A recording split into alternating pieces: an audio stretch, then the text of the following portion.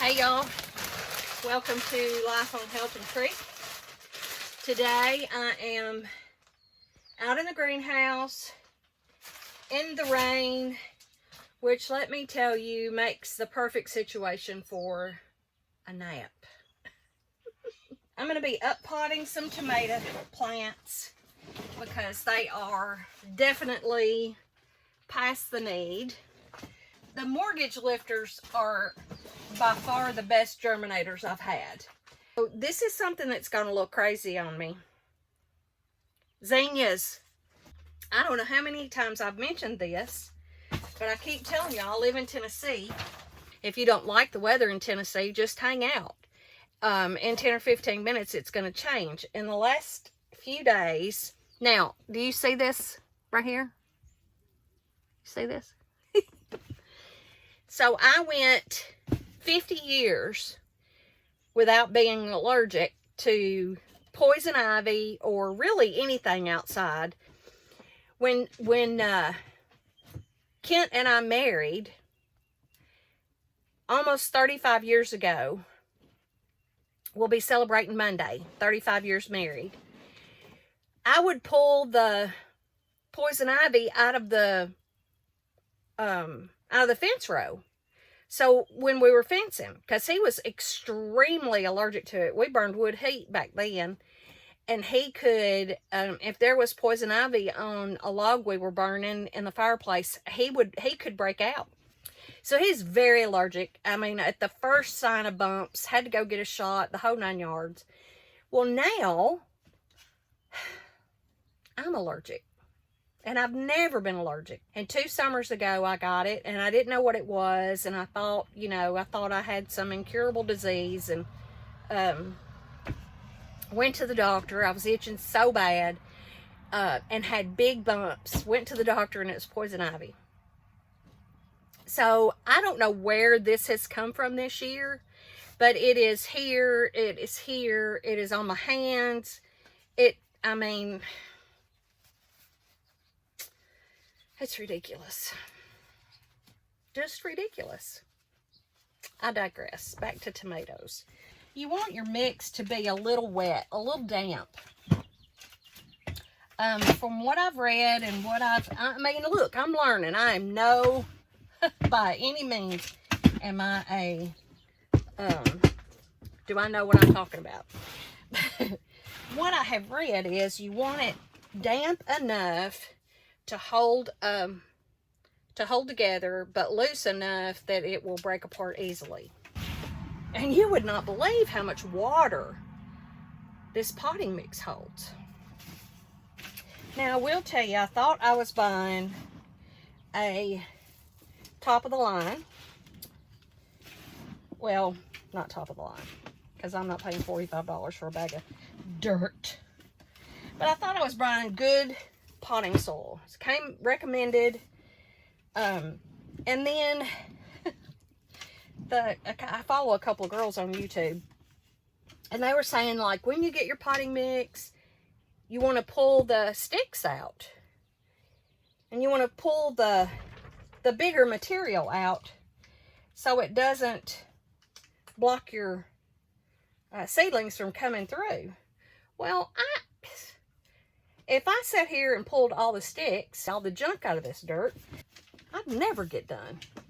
So needless to say, we're not filtering. It is not going to be but a minute until I start putting these in the dirt. I'm talking too much, I'm sorry. So we took Kate home. Kate went back to her original place where she came from, because she just was not going to gentle up. And I wanted her to so bad, but she just was not going to do it. It was a big old no. So the guy that we bought her from had said if she didn't work out, he'd buy her back, because he has about 3 more that's just like her. So Pa called him, and he said, yeah, bring her on back. So he bought her back. Well, in the meantime,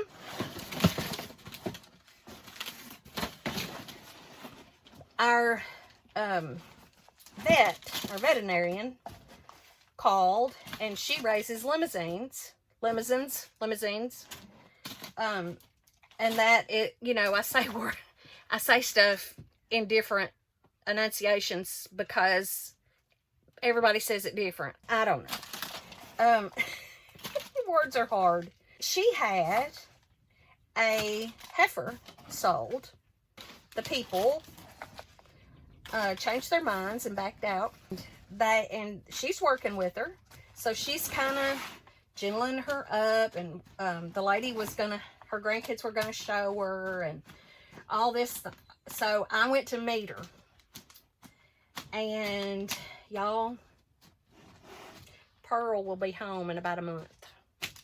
I bought her right on the, I talked to her, I rubbed on her, I loved on her.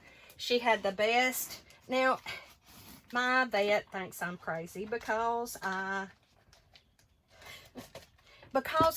like to talk to my cows. And I like to see if they have a personality. Probably 80% of our herd has a personality, and they know me, they know my voice. There's a couple that are crazy, but you know, we all have our crazy side. We've all got the crazy cousin, right? But she's still skittish. She's not broke or anything, but she did have a rope halter on her. Now, we didn't untie her or nothing like that, because this was only like the 4th time she'd had her up. But y'all, she's going to come live with me, and she's going to be my cuddle cow. She's solid black. She is registered, but her name is Zip, and that just don't sound like a pretty girl to me. So we changed it to Pearl. And I will, of course, let y'all come along on the journey with me. Y'all might have some ideas. I might be able to share a few things with you, and you might be able to share a few things with me. I'm never beyond learning. Never. I'm an old dog, but I still like to learn new tricks. I'm excited. So all kinds of good things are happening on Helton Creek. Just, I mean, every which way you look, good things are happening. All right, y'all. So I have all these. I have one more to fill. And I'm going to get to up-potting my tomato plants. Now, if you're interested, I know this is a stretch from my girls. A little bit different than what you usually see on here, but you know, it is the time. It is gardening season. All right, so let me show you how I do it. So I take my popsicle stick and I put it down in the tray, and I wiggle, wiggle, wiggle until the seedlings come loose. Look at those beautiful roots, y'all. Look. These are really healthy.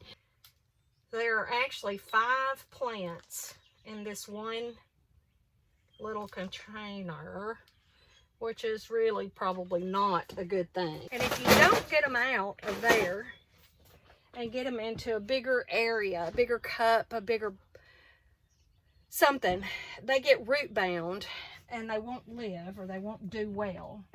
So what I'm doing now is taking it out of that little one. See the roots? It's got a really healthy, good root system on it. And then I just take my finger and I push it in the dirt, put the plant in, and pull all the dirt up around it. And you want to plant them kind of deep, because a tomato plant actually grows its roots from anywhere on the stem. There's little tiny hairs that grow roots. But you see how, do you see how that looks? And it has its true set of leaves. This one is actually on its 3rd set of leaves. Poke a hole, pull the dirt up around it, and you're done. These are jubilees that I'm resetting right here. So I just poke my finger in the hole, put the plant in, and then pull the dirt up. And let me tell you, these fingernails look great at church on Sunday morning. they just look amazing at church on Sunday morning. So here you go. And this just gives this tiny little root and this tiny little plant a lot more room to grow, a lot more room to establish. And you can see this tray and this tray, and I am out of trays. So, and I'm not out of plants. I still have those to go. I hope you guys are enjoying my videos. I would love for you to subscribe. Give me a thumbs up. Give me a comment. Share. Feel free to share. And we'll get back to some cows here pretty quick. We were supposed to work our cows today, but it rained last night. It rained this morning, and it's not really good to work cows in the rain.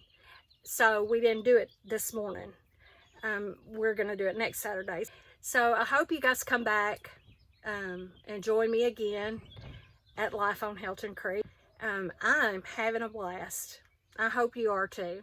Y'all be blessed.